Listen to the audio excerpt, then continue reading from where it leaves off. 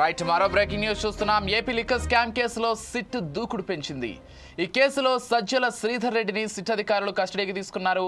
విజయవాడ జిల్లా నుంచి సిట్ కార్యాలయానికి తీసుకొచ్చారు. సిట్ నుంచి 3 రోజుల పాటు సజ్జల శ్రీధర్ రెడ్డిని అధికారులు విచారించనున్నారు. ఇక ఈ మేరకు సాయంత్రం వరకే సజ్జలను ప్రశ్నించనున్నారు. లిక్కర్ స్కామ్ కేసులో ప్రధాన సూత్రధారి ఎవరు అనే కోణంలో సజ్జలను ప్రశ్నిస్తున్నట్లు తెలుస్తోంది.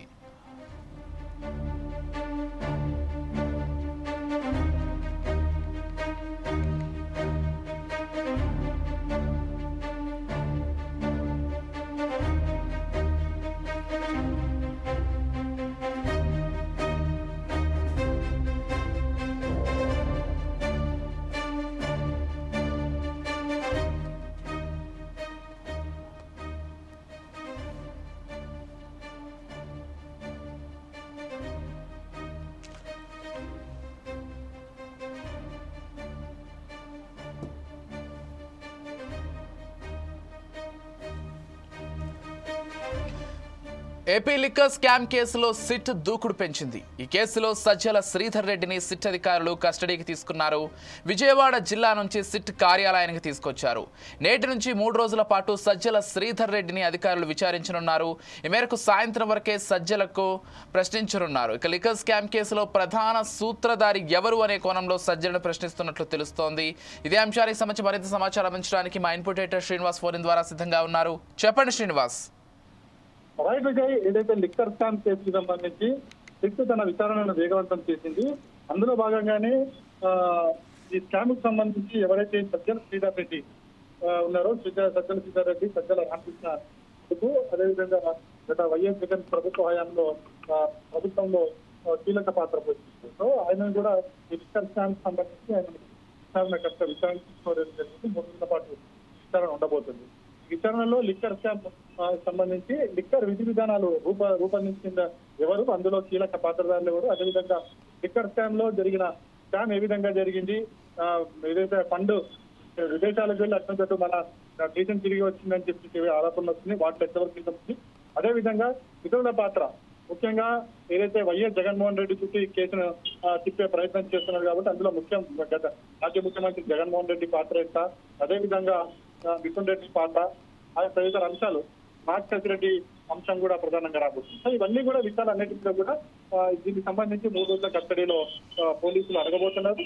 అదేవిధంగా ఈ కేసుకు సంబంధించి మరోసారి హాజరు కావాల్సిందిగా ఈరోజు ధనంజయ రెడ్డిని, కృష్ణమోహన్ కూడా మరోసారి 2వ రోజు కూడా హాజరవ్వడం జరిగింది. మొత్తానికైతే ఈ కేసుకు సంబంధించి కీలక పరిణామాలు చోటు చేసుకుంటున్నాయి.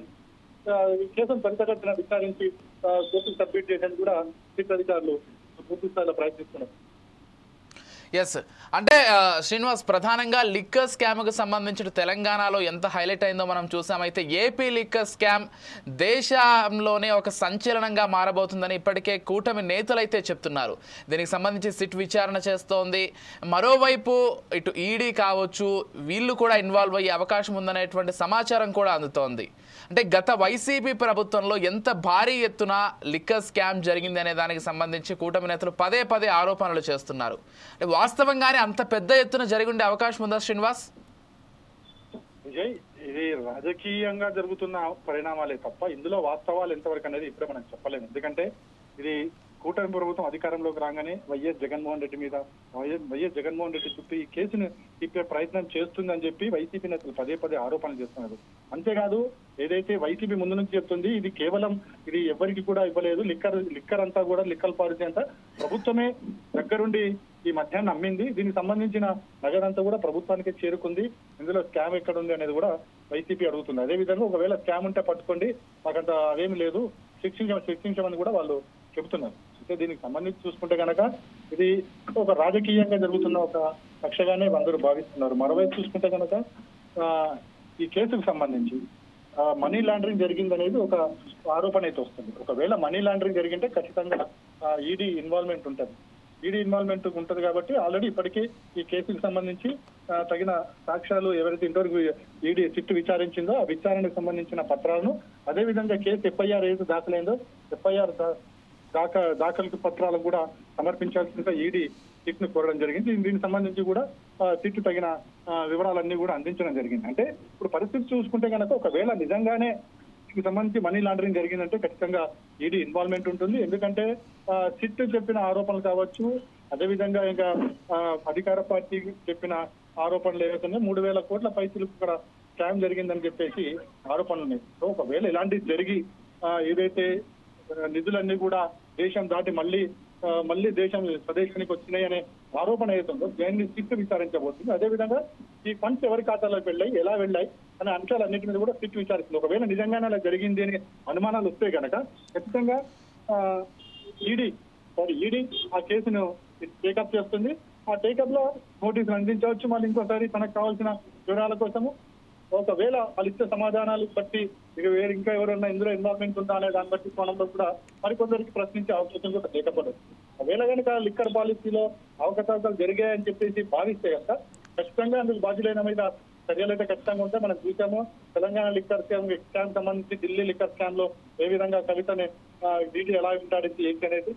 మరొకటి కూడా చూడాల్సిన అవసరం ఉంది. ఏదైతే లిక్కర్ స్కామ్ కేసుకు సంబంధించి మొన్ననే ఒక కేసు రావడం జరిగింది, అది రాష్ట్రం గుర్తులేదు కానీ ఆ కేసులో ఎక్కడా కూడా నగదు అనేది చూపించలేదు ఈడీ. నగదు చూపించకుండానే ఈడీ వారి మీద కేసు బనాయించిన కోర్టు తప్పుపట్టింది, సుప్రీంకోర్టు.